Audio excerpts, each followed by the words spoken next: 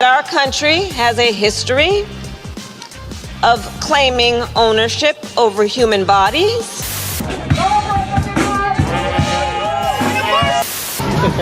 She's a House member, yeah. I think parents in this country should be able to have their kids go to school, watch cartoons, just be kids without having an agenda shoved down their throat every minute.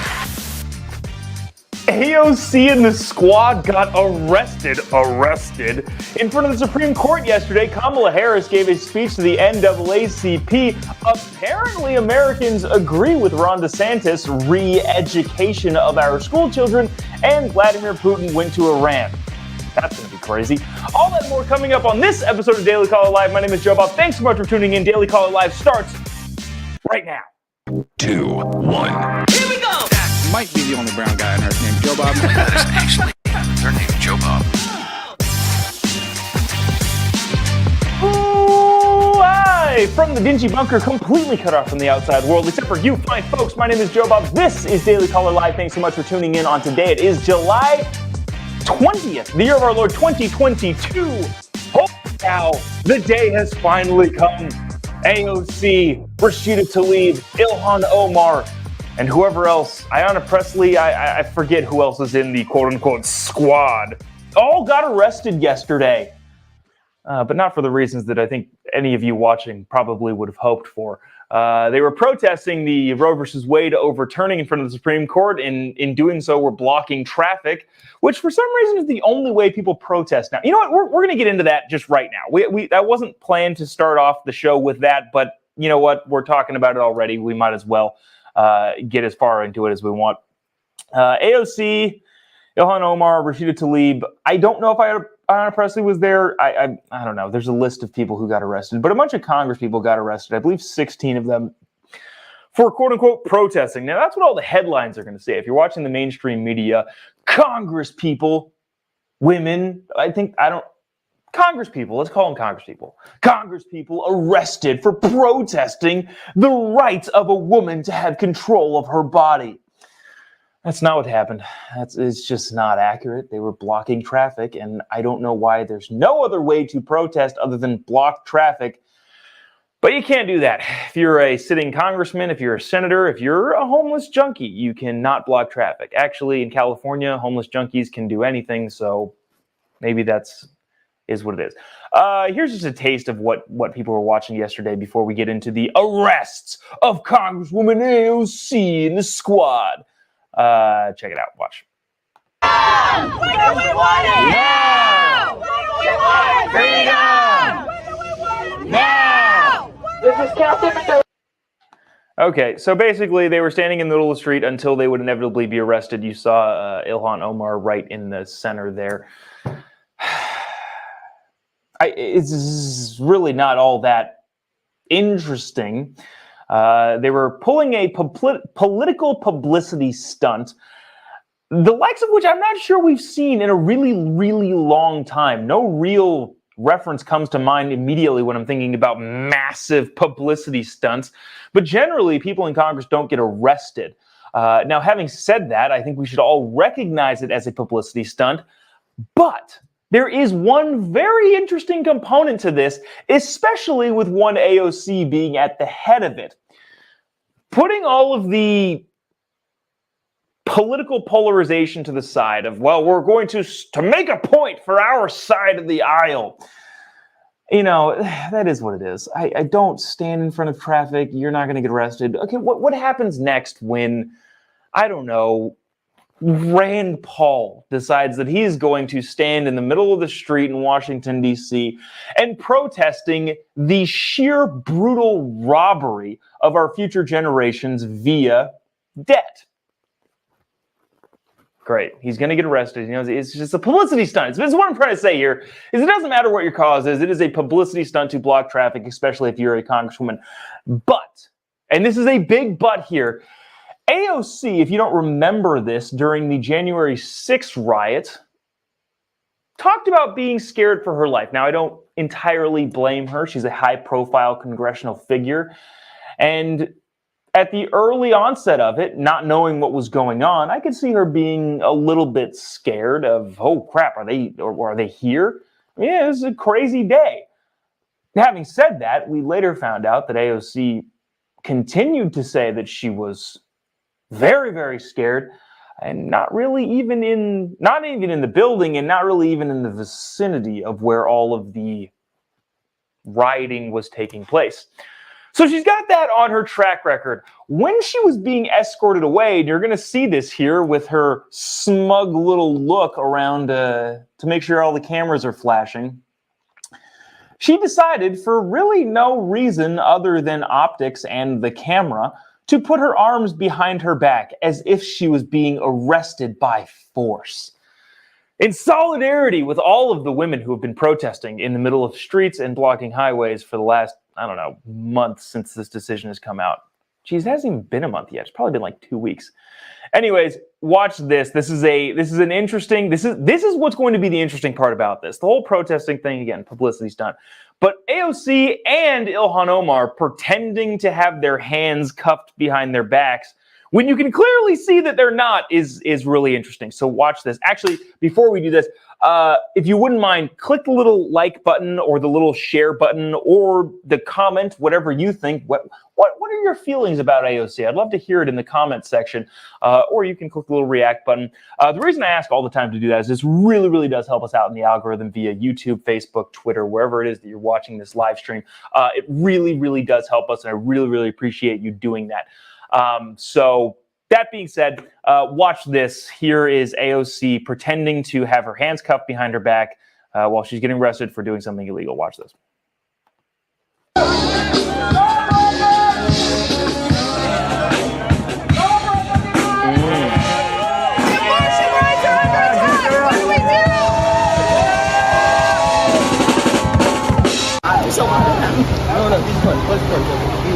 Just walking through. She's a house member. Yeah. No, she's a member of the house. So I think there's another clip after this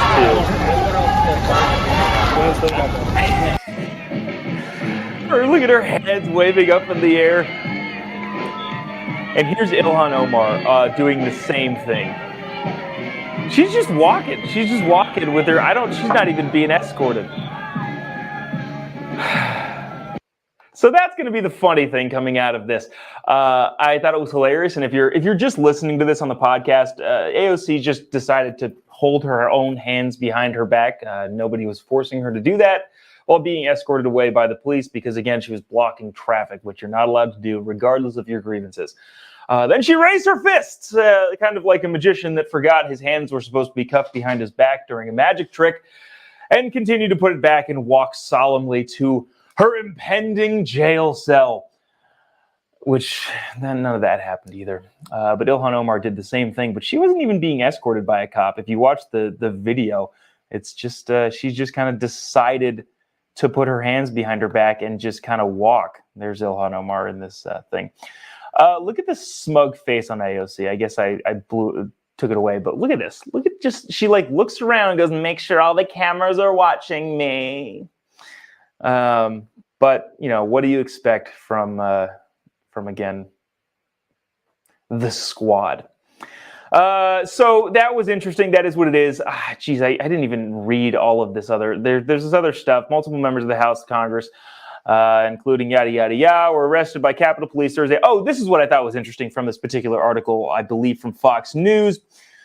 Ilhan Omar, after her arrest, took to Twitter and said, "Today, I was arrested while participating in a civil disobedience action with my fellow members of Congress outside the Supreme Court. I will continue to do everything in my power to raise the alarm about assault of our reproductive rights," Ilhan Omar wrote. The Capitol Police also took to Twitter and said, "It's against the law to block traffic, so officers are going to give our standard 3 warnings before they start making arrests," the Capitol Police tweeted. Minutes later, they announced that some of the demonstrators are refusing to get out of the streets, so we're going to start making arrests. Great. Capitol Police later tweeted that they arrested 34 people in total, including 16 members of Congress. So there's that. Speaking of reproductive rights, as they are so affectionately called by your big-time lefty medias and your lefty politicians, we have this. I don't understand, and maybe I'm just too young to have gone through the naming process of this, but I don't get the NAACP, the National Association of the Advancement of Colored People. I feel like that's a weird name. Maybe, I don't know. Again, maybe I'm just I wasn't of that era when it was named.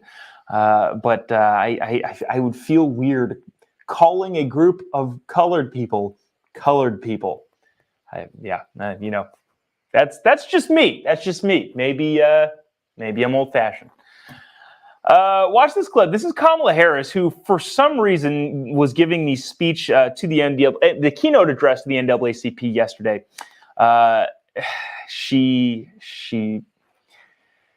She says some things. Watch this, and we'll discuss on the other side. Check it out. This the Vice President of the United States. We know, NAACP, that our country has a history of claiming ownership over human bodies. So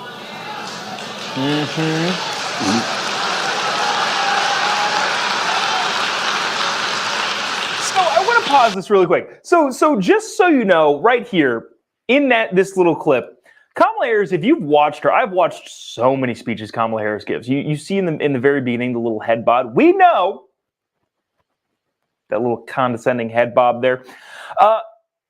But one thing that she doesn't have is instinct when it comes to giving speeches. Now, as somebody who talks in front of crowds, I don't know, on a somewhat regular basis, Saturday this morning, I'll be giving a little speech at SAS in Tampa, so come see me if you're there.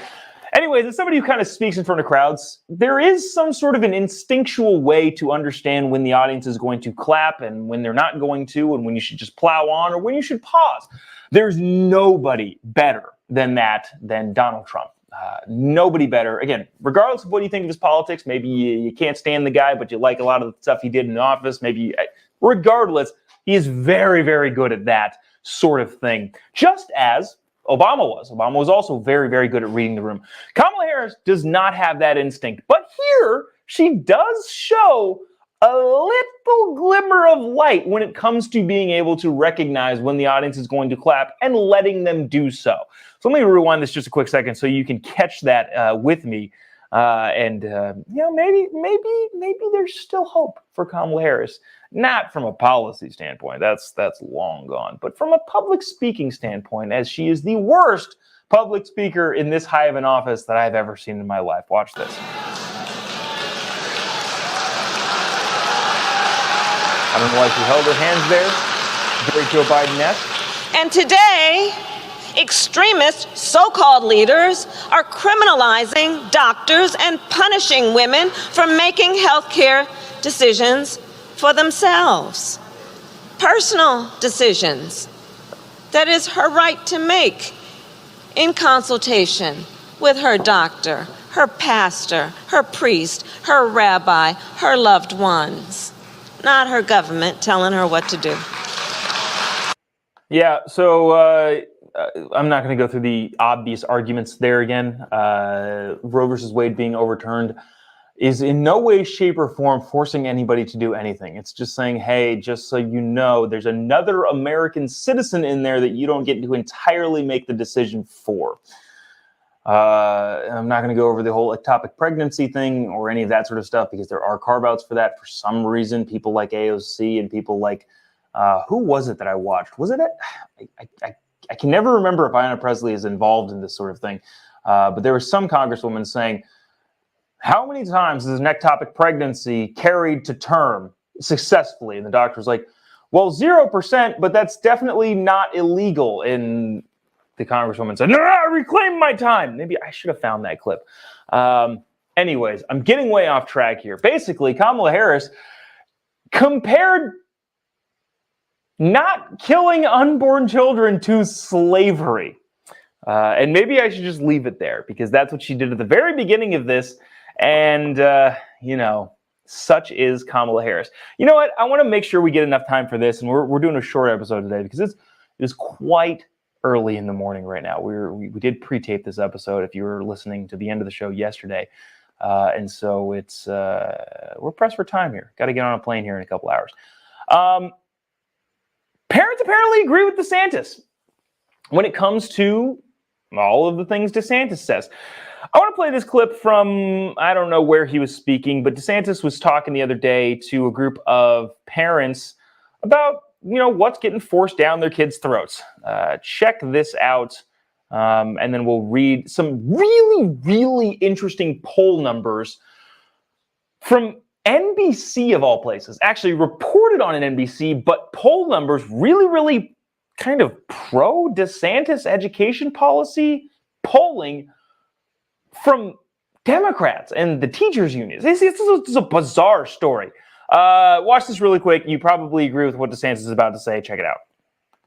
I think parents in this country should be able to have their kids go to school, watch cartoons, just be kids without having an agenda shoved down their throat every minute.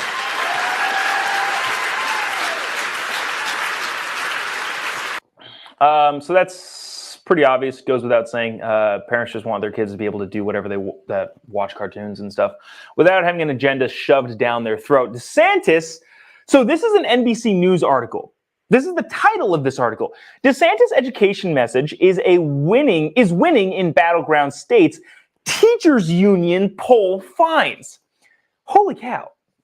The American Federation of Teachers, i.e. Randy Weingarten, circulated the poll conducted by Democrats' Firm Heart Research as a call to arms for its members and allies to emphasize more powerful popular proposals like spending more on schools and reducing class sizes, and de-emphasizing fights that center around cultural issues.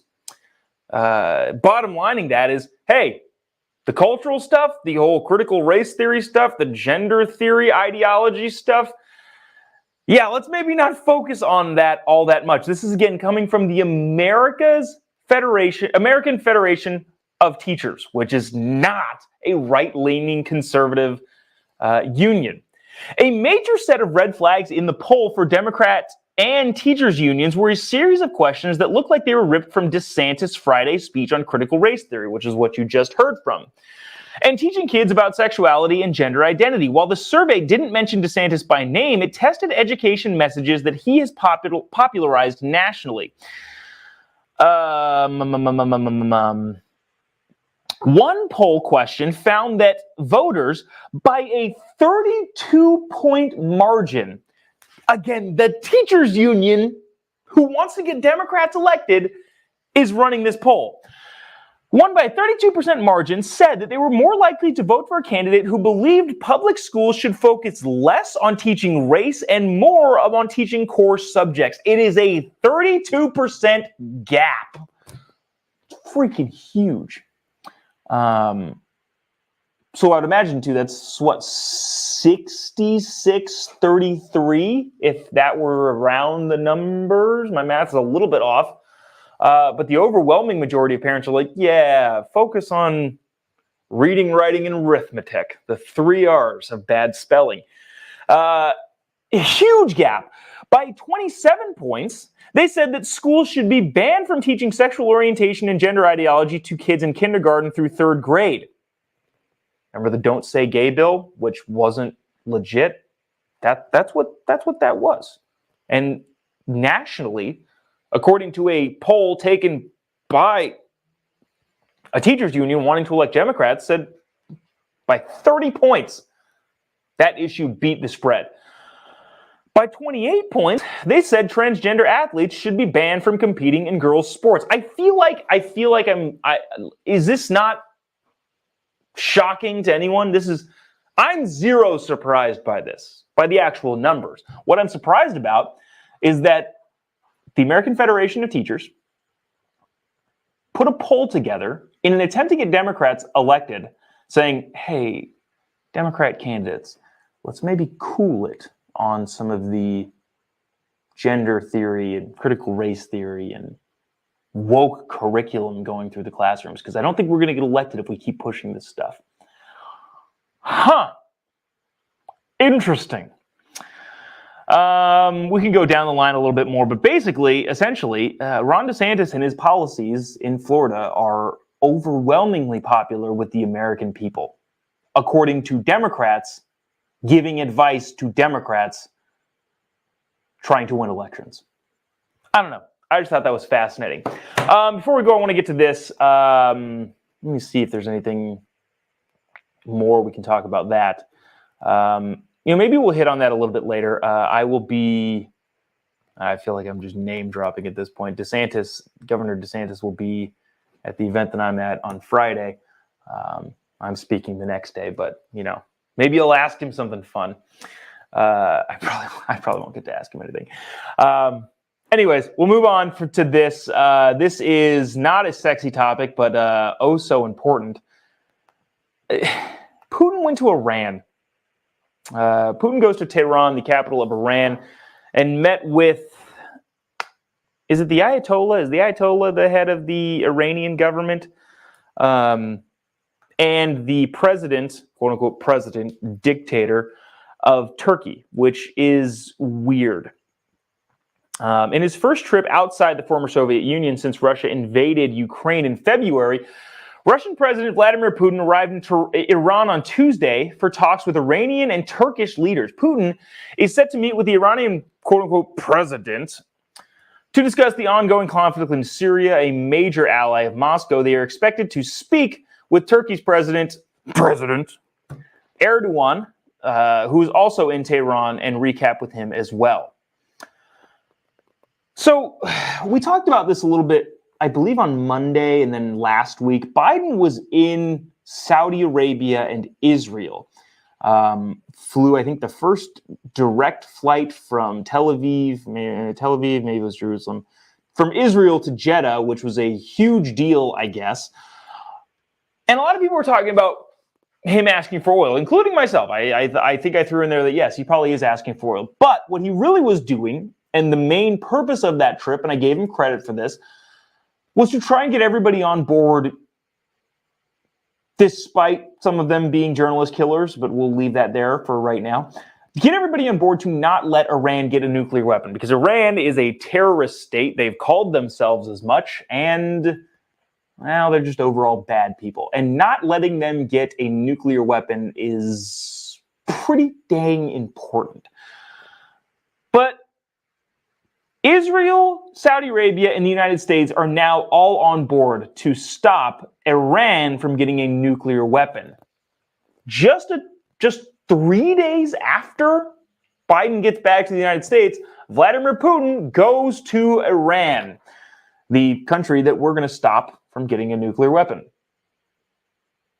Nobody really knows what's happening there. It's just weird, though. And also, one other thing to point out,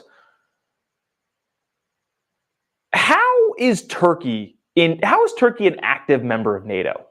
I don't quite understand this. They are very, very friendly and cozy with Russia, let alone China and several other untoward countries. How is it that they get to be participants in NATO and have the same say as a bunch of the other NATO countries? I don't understand that. And clearly, the president, dictator of Turkey is in Iran meeting with the Iranian government and Vladimir Putin as an acting member of NATO. I don't know. I hope NATO's not as much of a joke as the UN is. I don't think they are necessarily, but I hope that's not the case. If anything comes of that, we will continue to bring it here. There's some kind of technical stuff that we could get into, but it's honestly not all that interesting. Basically, Russia is blocking some of the major ports, including Odessa, which is causing, I think, a ton of Ukrainian grain to not leave Ukraine. I believe there's like 400 million people globally that depend on grain from Ukraine. If that's not part of their slogan, it should be grain from Ukraine. Anyways, there's about 400 million people that depend on Ukrainian grain that Russia is currently stopping via a blockade. And Erdogan is trying to negotiate that because I believe a lot of his people are also in the camp of not getting any food, which he does not want. If you're a dictator of a country, you don't want your people starving and then revolting. Didn't really go well for the guy in Sri Lanka pretty recently. Anyways, so that is that. If there anything else comes on that, we will bring it to you. And that'll do it for us today. First of all, thanks so much for watching. If you haven't already, click the little like button or the little share button. It really, really does help us out and get to more people. Or let us know in the comment section, what do you think about this show, with the episode, what's going on in the world today, the things we talked about. What do you think about AOC handcuffing her hands behind her back and pretending to get arrested? Yeah.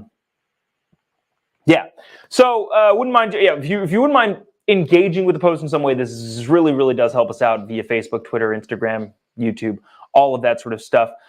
I'm not entirely sure how we're going to do the rest of the week. If you're watching this, we did pre-tape a little bit earlier, so I'm probably on a plane somewhere over Colorado right now, headed to Tampa, where we've got this big, long event. And I'm going to make every effort to do a show on Thursday and Friday of this week, tomorrow and Friday. But the schedule is a little jam-packed. I'm hosting a couple different things, and it's all kind of chaotic. And if I can sneak away, because I'm sure there's going to be things that we're going to want to talk about together as a group, and we'll try to get that done. But no promises on whether or not we'll be able to get a show up on Thursday and Friday, but definitely back on Monday if nothing else. Also, we were also just talking about maybe just going live from Media Row in one of these big events.